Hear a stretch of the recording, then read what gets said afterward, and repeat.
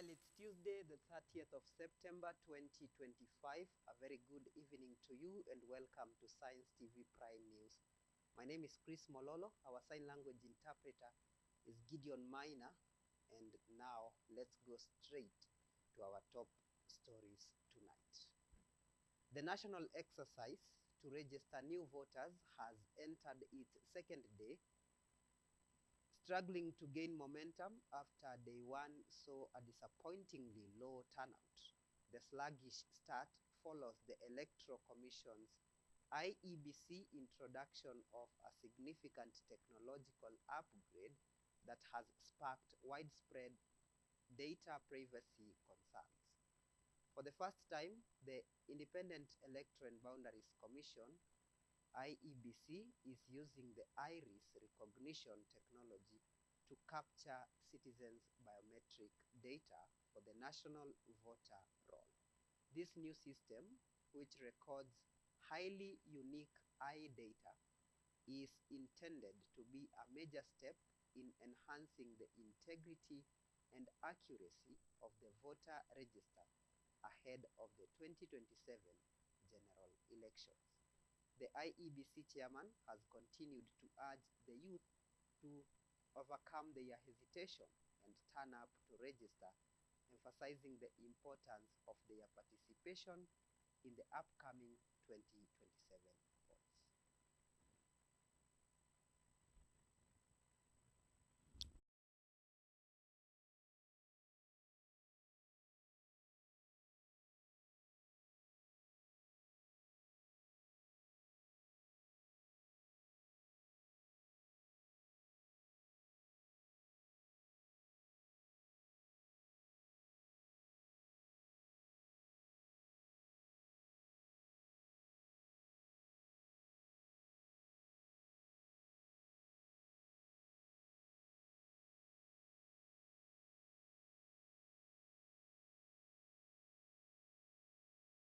Moving on, China and Kenya have once again affirmed their continuously strengthening diplomatic and economic relationship as Beijing celebrates the 76th anniversary of the founding of the People's Republic of China. The occasion was used by both nations to highlight the deepening partnership that spans crucial sectors like infrastructure, trade, and development cooperation. The mutual reaffirmation signals a strong commitment from both Nairobi and Beijing to further enhance their strategic collaboration in the coming years. Know that the absence of multilateralism is dangerous for humanity is extremely essential at this point in time. We will not be able to deal with the conflicts that we see if we disrespect or weaken or undermine multilateralism.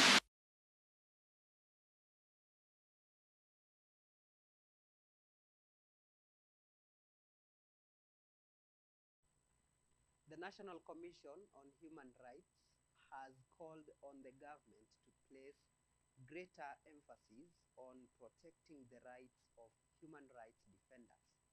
Speaking at a press briefing in Nairobi, the Commission demanded that the government approve and embrace international standards, specifically urging it to ratify the International Convention for the protection of all persons from enforced disappearances. The Commission stressed that formal adoption of this global convention is crucial to ensuring that citizens are protected against acts of forced or involuntary disappearance.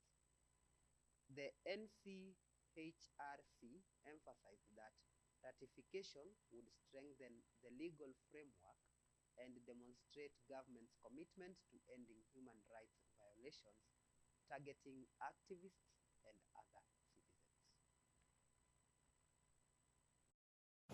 When I look at the scenario within the African region, many African governments are not keen on ratifying the optional protocols. As mentioned in the discussions earlier, optional protocols gives the citizens a chance to raise their human rights concerns and violations at a different arena when the local mechanisms have not redressed them to the satisfaction of those citizens. I don't know whether they fear the numbers of the cases that may go, outside the country. I'm not sure whether that will be causing an embarrassment, to the country. But the bottom line is many African countries, including Kenya, are not keen on ratifying the optional protocols so that they give individual citizens in those countries the opportunity to air their human rights violations across, the borders. For example, the African Court on Human and People's Rights, among others. Transport and Safety Authority, that's NTSA, has launched a new initiative to provide mandatory eye examination services for public service vehicles, that's PSV drivers. This move comes in response to a worrying surge in road fatalities, with statistics showing that over 3,500 deaths have been reported across the country so far in 2025.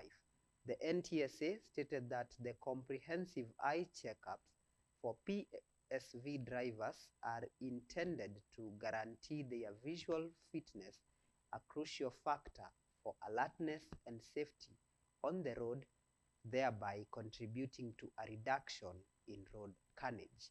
The authority is rolling out the service immediately to proactively address the escalating crisis on the roads.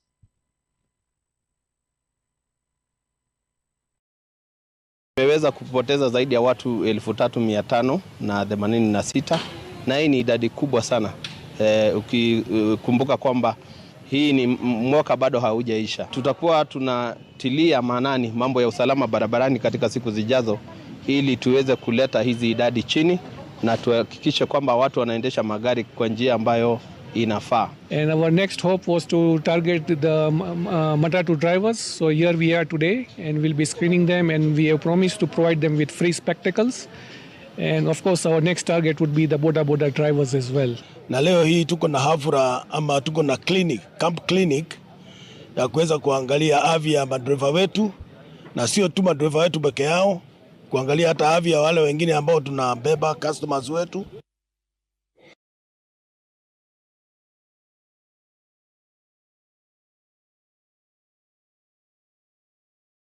To some other news, Education Cabinet Secretary Julius Ogamba has praised religious institutions, specifically churches, for their enduring and significant role in boosting the country's education sector. Speaking during the unveiling of the girls' hostel at PC Kinyanjui Technical Training Institute, Ogamba acknowledged that churches have been pivotal partners to the government in providing accessible and quality education across the nation. The CS highlighted that church sponsorship and management have often helped to bridge infrastructure gaps, instill discipline, and promote moral values among learners, which are crucial for holistic development. CS Ogamba also reaffirmed the government's commitment to continue collaborating with all stakeholders, including faith-based organizations, to achieve the nation's educational goals, especially in the wake of the ongoing curriculum reforms.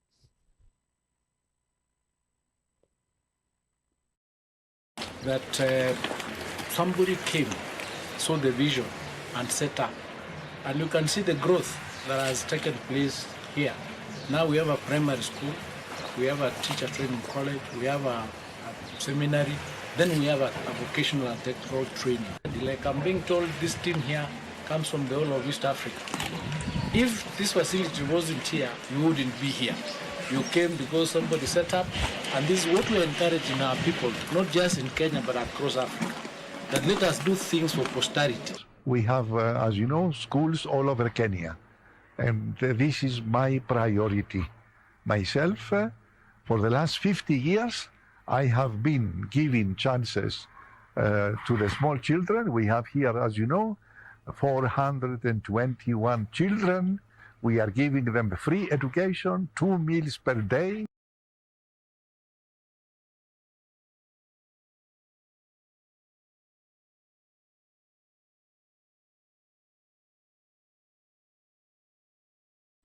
Elsewhere, the Kibera Law Courts has today denied bail to 6 suspects, among them the former officer commanding station OCS at Central Police Station, Samson Talam, who are implicated in the case of blogger and teacher, the late Albert Ojwang.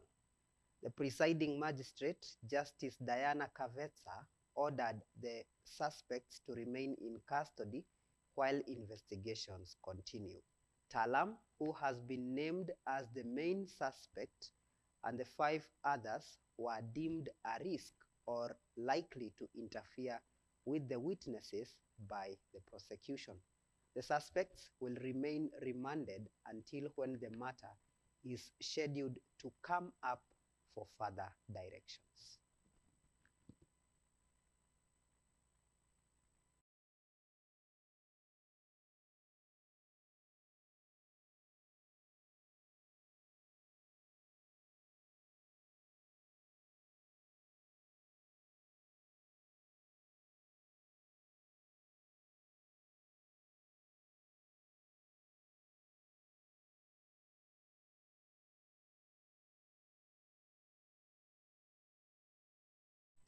Lastly, Gem Member of Parliament Elisha Odhiambo has publicly called for Siaya County Governor James Orengo to dissolve his entire county cabinet.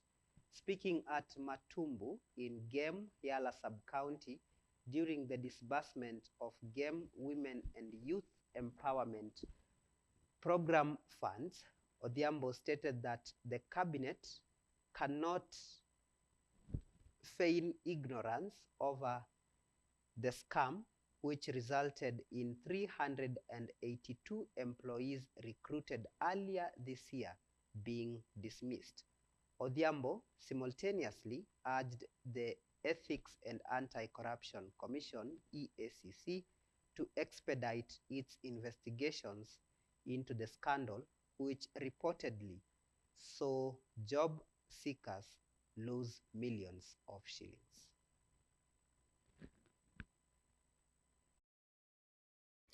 I want to call on Governor Orengo to make sure that he can sack all his cabinet and reconstitute cabinet so that he can perform the task that he was given to perform. You cannot have a governor who has been away from work. When he comes back, the first thing he does is the nurses who are employed, 380 nurses, were shown the door. And the governor himself said they had fake letters.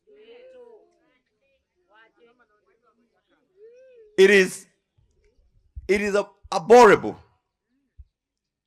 It's unacceptable for you to treat people's children as lesser children of a lesser God. It's not possible. Your time is running out for Governor Orengo to put his house in order. I'm calling upon EACC to be a bit faster, and if in any way the people around Orengo are found to be culpable, we'll conclude that the governor was aware of what was happening. That is it, as simple as that. Let me join other leaders. I watched the former president of the Republic of Kenya, Uhuru Muigai Kenyatta, castigating the leadership of President William Ruto. Right, that's it for the news updates. Let's now take a short break. We will be right back in just a bit with the sports news. Stay with us.